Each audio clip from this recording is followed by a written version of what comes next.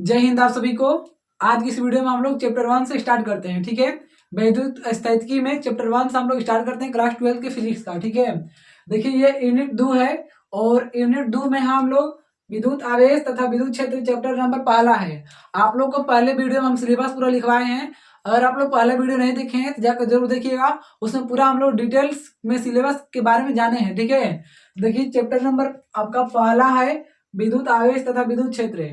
ये chapter number पहला unit 2 का। ठीक है, और ये क्लास 12 का ये आपका फिजिक्स का पूरा है। ठीक है, आप लोग हमारे साथ साथ आप लोग भी फेयर भी कर सकते हैं आराम से। ठीक है ना, आपको पूरा कंप्लीट फिजिक्स पढ़ाएंगे। आप लोग भी कमेंट कर दीजिएगा कि आप लोग हमसे फिजिक्स पढ़ना चाहते हैं। पहले आप लोग देखिए कैसे हम पढ़ाते हैं। ठीक है, देखिए विद्युत आवेश तथा विद्युत क्षेत्र यह आता है वैद्युत अस्थितिकी के अंतर्गत। ठीक है ना, देखिए जो वैद्युत अस्थितिकी जो अंतर्गत आता है, तो सबसे पहले हम लोग को वैद्युत अस्थितिकी के बारे में मालूम होना चाहिए कि वैद्युत अस्थितिकी होता क्या है। ठीक है, चलिए देखते हैं। सबसे पहले हम लोग देखिए, आप लोग भी अच्छे तरीके से फेयर कर सकते हैं आराम आराम से।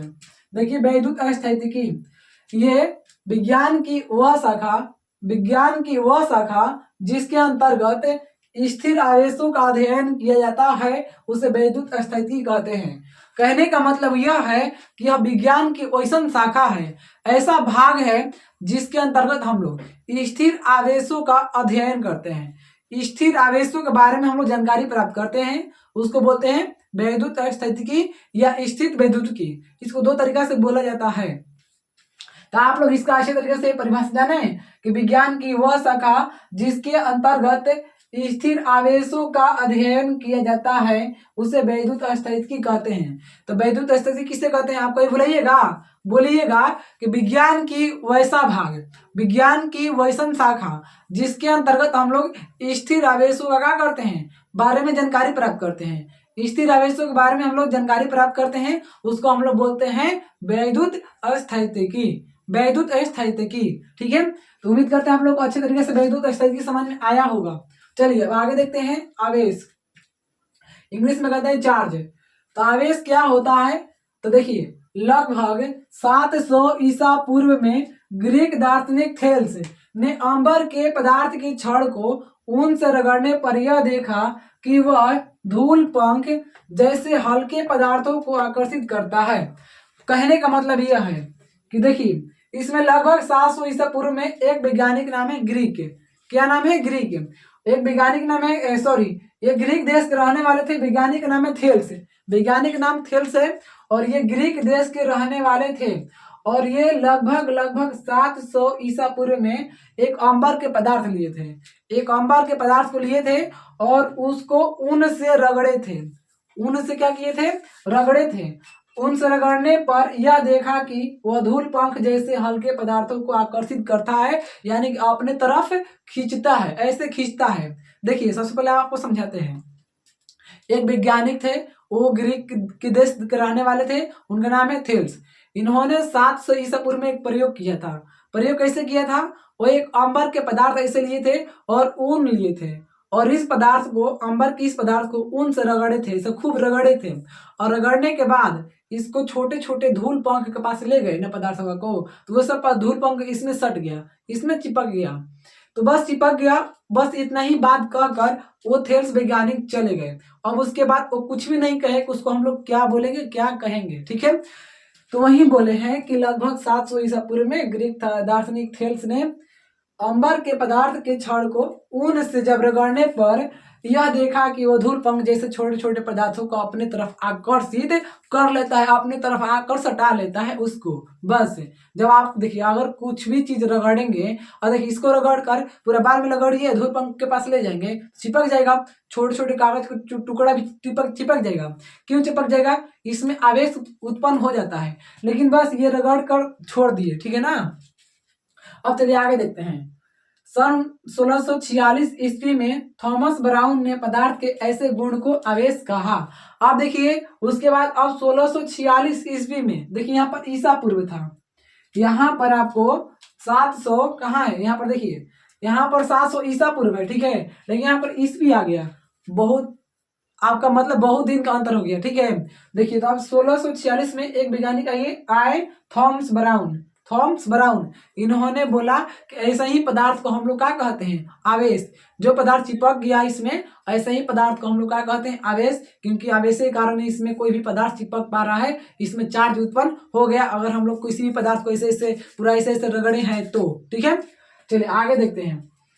किसी पदार्थ में इलेक्ट्रॉनों के आदान प्रदान से उत्पन्न आकर्षण या प्रतिकर्षण के गुण का आवेश कहते हैं। अब देखिए यहाँ पर आपका आवेश का परिभाषा मिल जाएगा एकदम अच्छे से, कि किसी पदार्थ में इलेक्ट्रॉन के आदान प्रदान से, मान लीजिए कि दो पदार्थ लीजिए आप, और दोनों पदार्थ में इसका इलेक्ट्रॉन इसमें और इसका इलेक्ट्रॉन इसमें, मतलब इलेक्ट्रॉनों के आदान प्रदान होगा ना। देखिए यहाँ पर किसी पदार्थ में इलेक्ट्रॉनों के आदान प्रदान से उत्पन्न आकर्षण या प्रतिकर्षण के गुण को आवेश कहते हैं। मतलब कोई भी दो पदार्थ लीजिए और दोनों में इलेक्ट्रॉन का आदान प्रदान होगा, इसमें के इसमें और इसमें के इसमें जाएगा ना, तो उसमें क्या होगा कि आकर्षण होगा ना तो प्रतिकर्षण होगा, ठीक है। आकर्षण होगा ना तो प्रतिकर्षण होगा, तो उसको बोलेंगे हम लोग आवेश। जैसे में दो लड़का को ले लीजिए, तो दो लड़का में आवेश तो है लेकिन पॉजिटिव पॉजिटिव है, पॉजिटिव है तो ये आकर्षण नहीं होगा, यहाँ पर प्रतिकर्षण होगा। आप लोग कभी सुने हैं कि लड़का लड़का में प्यार होता है और लड़की लड़की में प्यार होता है? कभी नहीं होता है। लड़का लड़की में होता है, लड़की लड़का में होता है, क्योंकि लड़की पर माइनस होता है चार्ज और लड़का पर प्लस होता है, और दोनों अलग अलग समान का है, आपस में जाकर चिपक जाता है। तो इसी तरीके से आप मतलब आवेश उत्पन्न होता है। तो मतलब कहने का मतलब यह है कि आवेश जो होता है मतलब इलेक्ट्रॉनों के आदान प्रदान से होता है। जब कोई भी इलेक्ट्रॉन कोई त्यागेगा या ग्रहण करेगा तो उसी के कारण आवेश उत्पन्न होता है, और आवेश जब उत्पन्न होगा तो उसमें प्रतिकर्षण होगा ना तो आकर्षण होगा। आप लोग समझ सकते हैं कौन चिपकेगा कौन दूर भागेगा, समझ सकते हैं। अगर समान आवेश रहेगा तो दूर भागता है, अगर असमान रहता है तो पूरा नजदीक आता है, पूरा चिपक जाता है। जिसमें एक लड़का और लड़की अलग अलग है तो ये असमान आवेश है, इसको बोलते हैं असमान आवेश। यानी कि प्लस और एक माइनस, तो ये क्या करेगा आपस में चिपक जाएगा। समझ आ रहा है? चलिए आगे देखते हैं। तो आप लोग अच्छे तरीके से आवेश की परिभाषा बता देंगे कि किसी पदार्थ में इलेक्ट्रॉनों के आदान प्रदान से जो आपका आकर्षण या प्रतिकर्षण गुण होगा उसी को बोलेंगे हम लोग आवेश। चलिए आवेश के प्रकार देखते हैं। आवेश के दो प्रकार होते हैं। आवेश के दो प्रकार याद कर लीजिए। आवेश के दो प्रकार होते हैं। कितने प्रकार? तो आवेश के दो प्रकार होते हैं। टाइप टू मतलब चार्ज के दो प्रकार होते हैं, ठीक है। पहला होता है धन आवेश और दूसरा होता है ऋण आवेश। देखिए धन आवेश को हम लोग बोलते हैं कैटायन। यहाँ पर देखिए तो धन आवेश को यहाँ पर एनायन बोलते हैं। धन आवेश को यहाँ पर एनायन बोलते हैं और यहाँ पर इसको इंग्लिश में पॉजिटिव चार्ज कहते हैं। धन आवेश को इंग्लिश में पॉजिटिव चार्ज या एनायन। देखिए इसको तीन तीन नाम है। धन आवेश का तीन नाम है। एक नाम है आपका धन आवेश, एक नाम है एनायन, एक नाम है पॉजिटिव चार्ज, और देखिए दूसरा होता है ऋण आवेश। एक इसका बोलते हैं कैटायन और इसको बोलते हैं निगेटिव चार्ज, ठीक है। निगेटिव चार्ज ये होता है कैटायन। आवेश कितने प्रकार के होते हैं? दो। तो आज की इस वीडियो में हम लोग कितना पढ़े एक बार आप लोग रिवीजन करा देते हैं। देखिए सबसे पहले था वैद्युत स्थितिकी। तो विज्ञान की वह शाखा जिसके अंतर्गत स्थिर आवेशों का अध्ययन किया जाता है उसे हम लोग वैद्युत स्थितिकी कहते हैं। विज्ञान को वैसा शाखा लेना है जिसके अंतर्गत हम लोग स्थिर आवेश का अध्ययन करेंगे तो उसी को बोलेंगे वैद्युत स्थितिकी। अब आता है आवेश। तो लगभग 700 ईसा पूर्व में ग्रीक दार्शनिक थेल्स ने अंबर के पदार्थ के छड़ को उन से रगड़ने पर छोटे छोटे धूल पंख जैसे हल्के पदार्थों को क्या कर लिया? आकर्षित कर लिया। बस उसके बाद कुछ भी नहीं कहे। अब आए 1646 में थॉमस ब्राउन। इन्होंने कहा कि पदार्थ के ऐसे गुण को ही हम लोग आवेश कहते हैं। अब देखिए आवेश का असली में परिभाषा क्या होता है? तो किसी पदार्थ के इलेक्ट्रॉनों के आदान प्रदान से जो उत्पन्न आकर्षण या प्रतिकर्षण गुण होता है उसी को आवेश कहते हैं। यानी कि कोई पदार्थ इसमें इलेक्ट्रॉन आदान प्रदान होगा तो इसमें आकर्षण होगा या तो प्रतिकर्षण होगा, और इसी गुण को हम लोग आवेश कहते हैं।